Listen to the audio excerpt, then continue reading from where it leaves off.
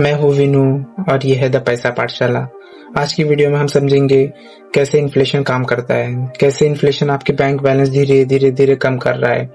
वो आपको एक्चुअली लगता है कि आपका बैंक बैलेंस धीरे धीरे बढ़ रहा है, एफडी में रखा है और सेविंग अकाउंट में रखा है, 2%, 3%, 6% हमें बढ़ रहे हैं।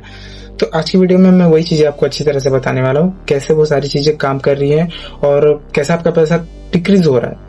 आप अच्छी तरह समझ जाओगे। Let's be begin. Okay guys, so हम यहाँ पर है अभी। तो ये जो सीरीज़ है द पैसा पाठशाला, आपको जैसे स्क्रीन पे दिख रहा है, यहाँ पर है द पैसा और ये है पाठशाला। ओके, ये सारी चीज़ें किसके लिए काम है? For the people in their 20s and 30s। और इसी दौरान मैं भी इसके बीच में आता हूँ, मैं भी अभी 20s एंड 30s के बीच में ही हूँ। सो ये पार्ट 1 है जिसके अंदर हम समझने वाले हैं इन्फ्लेशन के बारे में। जैसे आप स्क्रीन पे देख सकते हो, इन्फ्लेशन क्या है, इन्फ्लेशन के बारे में क्या है, सारी चीज़ें हम देखने वाले हैं इस वीडियो में। सो सबसे फर्स्ट ऑफ ऑल ये है इन्फ्लेशन। ये जो है ये आपका सेविंग है ना, वो खा रहा है धीरे धीरे। आप मानो ना मानो, आपको लग रहा है हमने बैंक में रखा है या फिर कुछ भी करा है। ये एनिमी है कंपाउंडिंग का और सेविंग का, समझ रहे हो? आप अच्छी तरह से समझिए। ये है कि गवर्नमेंट बोलती है सिर्फ कि हर साल 4% से सिर्फ अपना इन्फ्लेशन बढ़ रहा है। जो फैक्ट जो रियल लाइफ में हमको लगता है या फिर महसूस हो रहा है, वो ये है कि 60 साल से ऑन एन एवरेज 60 ईयर से 7.5% इन्फ्लेशन किया, जो फैक्ट है उसके बारे में। ठीक है। And another one is the reality is कि जो मैं मानता हूँ या फिर जो अपने चल रहा है अभी मार्केट में या फिर ये सब, है जो रियलिटी है वो है कि ये 8 से 10% तक इन्फ्लेशन जो है वो आपका पैसा खा रहा है। मतलब इन्फ्लेशन 8 से 10% तक बढ़ रहा है हर साल, आप समझो। अब देखो, ये रहा एजुकेशन के ऊपर आजकल इन्फ्लेशन का क्या प्रभाव है। आप देखिए, इन्फ्लेशन 10% से हो गया है। हेल्थ केयर जो हो गया है वो 13 से 14% हो गया है। हाउस जो है वो 10% बढ़ गया है। गोल्ड जो है वो 10% से बढ़ गया है, समझ रहे हो? इन सब का प्राइस देखो कैसे अब ग्रोथ हो जा रहा है। आप खुद जाके गूगल पे एक बार सर्च करिएगा what is the inflation rate of in India, वो भी बताएगा 4 से 6% जो है वो चल रहा है। तो हम बैंक में अगर जो पैसा रखे हैं वो कैसे बीट हो रहा है। मैं इन्फ्लेशन का आपको सीधा मतलब बताऊं तो क्या होता है। इन्फ्लेशन का सीधा मतलब है आज वाला सामान कल महंगा हो जाएगा।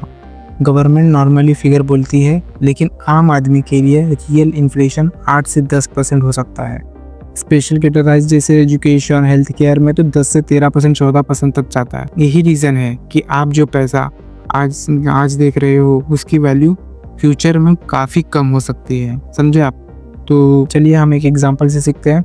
तो समझ लो इनिशियली अमाउंट हमारे पास 1 करोड़ है, समझो आपके पास समझ लो 1 करोड़ है अभी। आपने उसको समझ लो बैंक के सेविंग अकाउंट में रख दिया और बैंक की एक एफडी कर दी। और हम अनदर सिनेरियो इज हमने 1 करोड़ इंडेक्स फंड में लगा दिया, Nifty 50। Okay, and second is the our real estate. तो रियल स्टेट में हम समझ लो जीएसटी वगैरह मतलब लगता है ना, जो रजिस्ट्रेशन फीस वो सब करके 1.07 करोड़ हमने लगा दिया। तो इंटरेस्ट जो हमें मिलेगा बैंक सेविंग अकाउंट पे वो मिलेगा 3.5%, राइट? आपको भी पता होगा 3.5% से हमें वो इंटरेस्ट मिलेगा। एफडी में हमें मैक्सिमम बहुत सारे बैंक हमें 7.4 या 6 पॉइंट्स, मतलब मोस्टली 7.4 या आपको 8% पे कोई बैंक दे देती है। जैसे आप देखोगे सीनियर सिटीजन वगैरह होगी तो समझ लो हम वाजिम कर रहे हैं कि उसमें ये मिल रहा है। एंड निफ्टी 50 आपको 2020 से 24 तक देखोगे तो 13.5%, 13.5% का आपको इंटरेस्ट रेट मिल रहा है। इंटरेस्ट बोले तो बेसिकली उतना जंप हाई ग्रोन हुआ है। रियल एस्टेट तो वेरी करता है, कि हम उसको कैसे बेचते हैं। तो रियल एस्टेट से इज द वास्ट, मतलब बहुत बड़ा है वो उसकी बात हम अनदर किसी वीडियो में एक अच्छी तरह से करेंगे, ठीक है? आपको जिस तरह चाहिए रहेगा इस तरह से आप कमेंट करिएगा। तो अब चलिए हम टैक्स रेट लगा लेते हैं। सब पे अगर हम देखें तो टैक्स रेट लग रहा है जो अगर हम सेविंग अकाउंट पर 30% each year in income slab, मतलब 30% हर साल लगेगा आपका अगर आपने सेविंग अकाउंट्स में रखा है। और 30% ईच ईयर इन एफडी है ऑल्सो। एंड इंडेक्स फंड में जब आप रिडम करोगे, मतलब अगर अपने समझ लो निफ्टी 50 में 1 CR रखा हुआ है तो आपको उसके ऊपर 12.5% ऑन रिडम्पशन लगेगा। ये नहीं कि हर साल लग रहा है। समझ लो आपने रख दिया कुछ और उसको 5 साल बाद बेच लो, 5 साल बाद जो उसकी अमाउंट होगी उस पर 12.5% होगा जो आपका गेन हुआ रहेगा, समझे आप? ये नहीं कि आपके हर साल 30% लेके जा रहा है। तो अभी देखिए नेट इंटरेस्ट रेट कितना बच रहा है हमें, अगर हमें 3.5% हमें मिल रहा है और 30% हम दे रहे हैं, तो इंटरेस्ट रेट पे कितना लगेगा 2.45%। अगर हम इसे माइनस करें 8% से, क्योंकि जो हम अज्यूम करके चल रहे हैं कि 8% लगने वाला है, हम मिनिमम 8% लेके चल रहे हैं कि 8% से हमारी सारी चीज़ें मतलब वो होने वाली है, इन्फ्लेशन बढ़ रहा है। तो आफ्टर टैक्स हमें चलो नेट इंटरेस्ट रेट मिल रहा है 2.45%। ओके, सो लेट्स भी आकर हम सब्ट्रैक्ट करें इसे, तो 2.45% माइनस 8 अगर हम करेंगे तो नेगेटिव में आ रहा है आंसर, मतलब -5.55। अगर समझ लो, आप बात को समझो कि अगर हमने बैंक में पैसा कुछ रख दिया है, समझ लो आपने रख दिया बैंक में, हमने 1 करोड़ रखा हुआ है, ये जो आपको एग्जांपल मैंने बताया, हमें उस पर 3.5% हर साल इंटरेस्ट मिलेगा, लेकिन 30% हर साल हमारा टैक्स भी जाएगा, तो उसका नेट इनकम आ जाएगा, नेट इंटरेस्ट रेट आ जाएगा 2.45, जैसे कि शो हो रहा है ये, ठीक है। और वही ऐसे हम सब्सट्रैक्ट कर रहे हैं -8%, क्योंकि 8% से तो हमारा इन्फ्लेशन भी ग्रो हो रहा है ना, आपको बहुत बात को समझ रहे हो। तो माइनस करेंगे तो नेगेटिव में आंसर है, नेगेटिव माइनस मतलब माइनस में 5.55। एंड इफ अगर हमने यही सेम चीज़ हमने बैंक एफडी में कर दी ईच ईयर 30% हम टैक्स देने के बाद, तो नेट इनकम हमारा नेट इंटरेस्ट रेट हो जाएगा 5.18%। ओके, 5.18% होगा।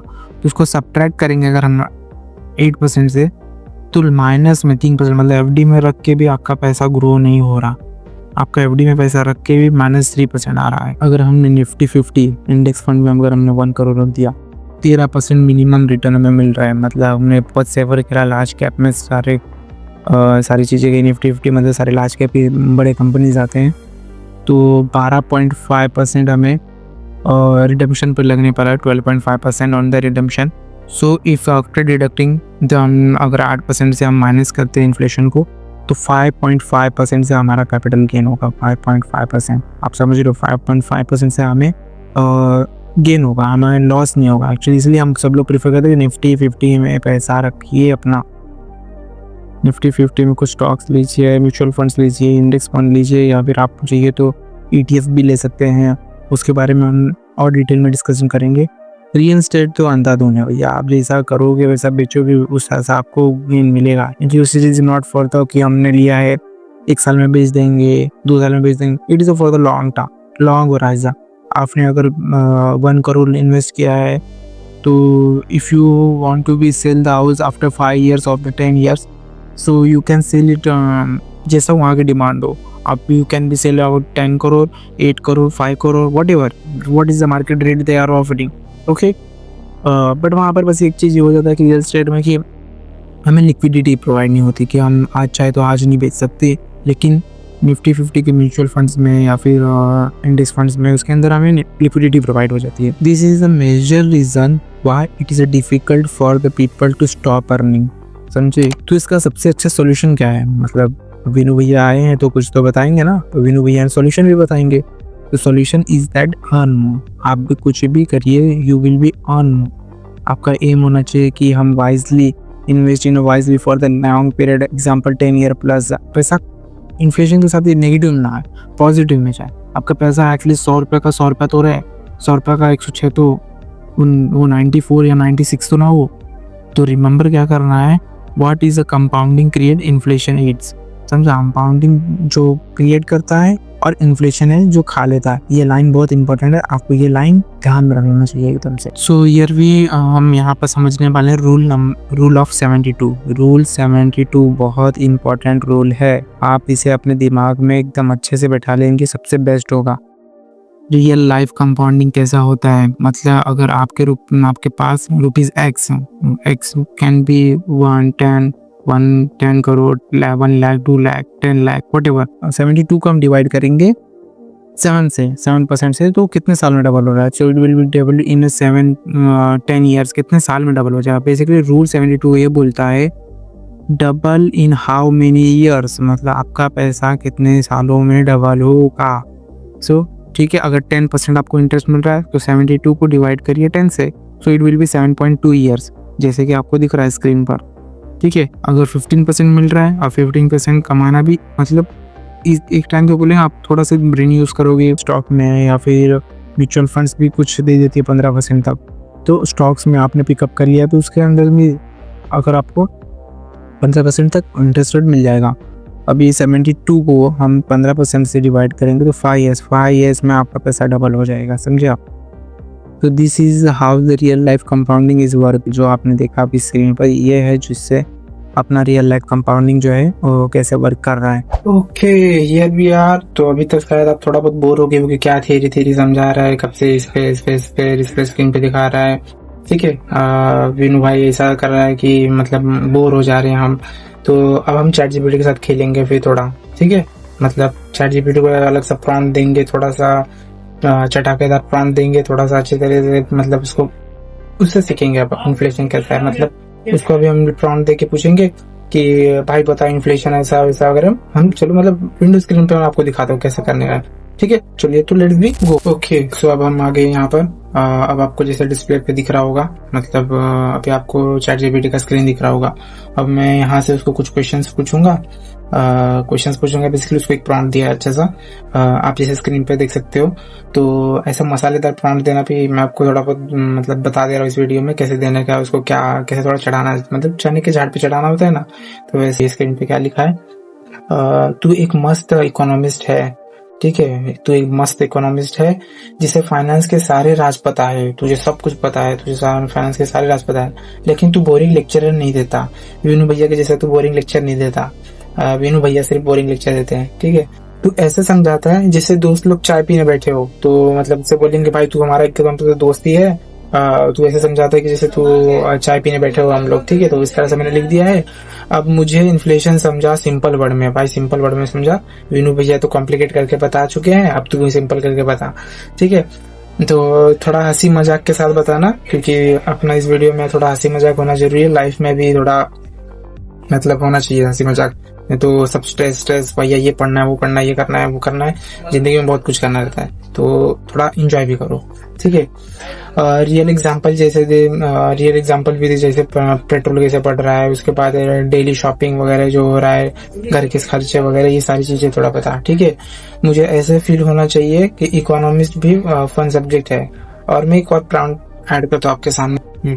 तो अभी मैं यहाँ पर कुछ और प्रॉम्प्ट ऐड करूंगा, तो आपके सामने ऐड करो। तो देखिए भाई, अगर तू मुझे समझाने में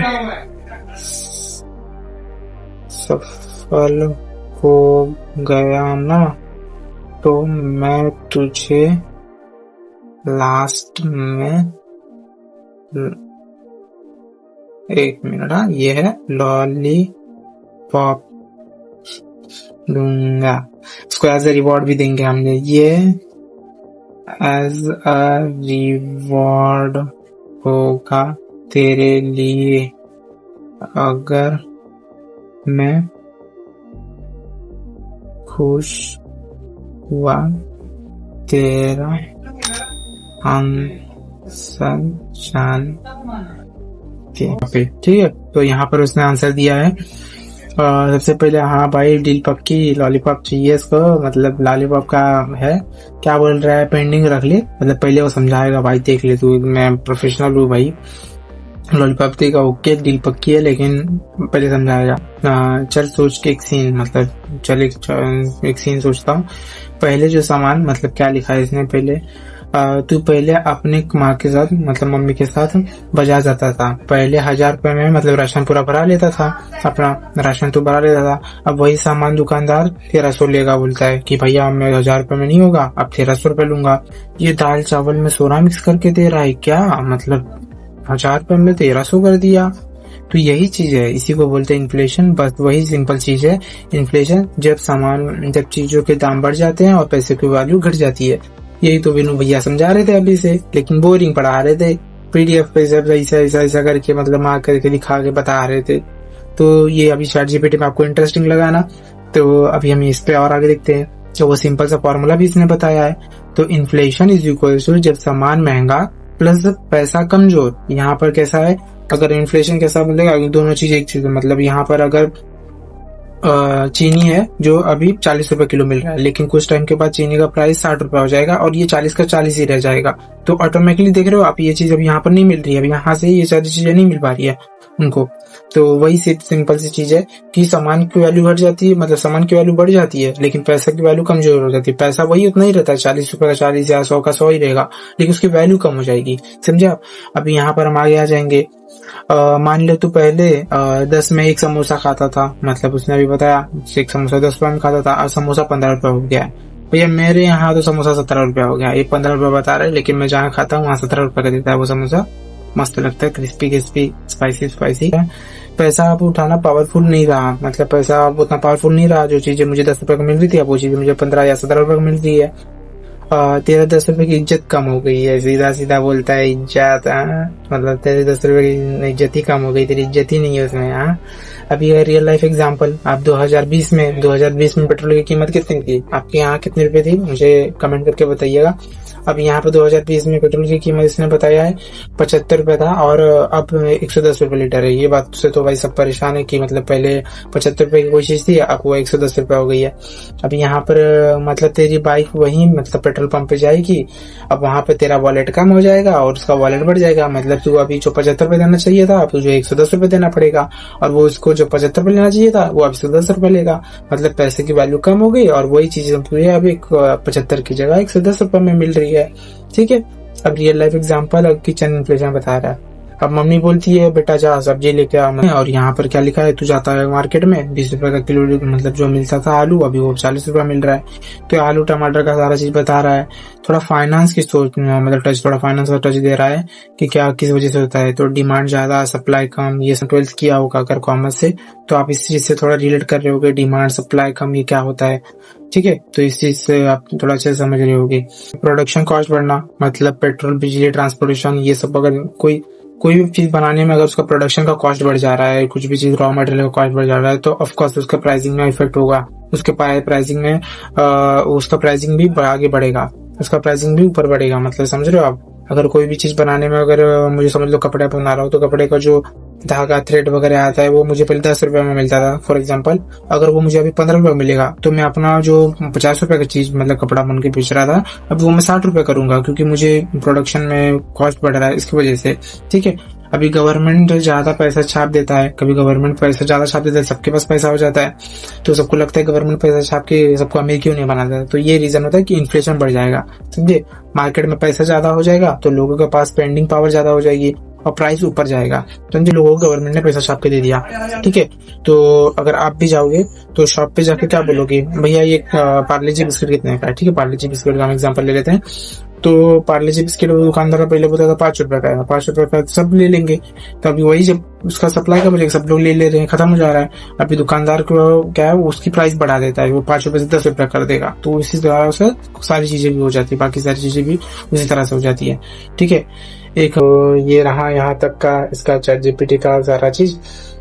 चैट जीपीटी से आप और सारी चीजें पूछ सकते हो, जैसे ये तो अभी सामने बता रहा है कि टाइप ऑफ इन्फ्लेशन वगैरह। सो ठीक है, ओके, यहाँ पर अभी एक अर्जुन की हम स्टोरी देखते हैं। अर्जुन का जो स्टोरी है यहाँ पर दिखाया गया है। तो आपको ये पीडीएफ में काम करूंगा, मैं ये पीडीएफ आपको डिस्क्रिप्शन में अटैच कर दूंगा, तो आप ये डिस्क्रिप्शन से ये सारी चीजें डिटेल्स आप निकाल लोगे, कैसा सारी चीजें हैं।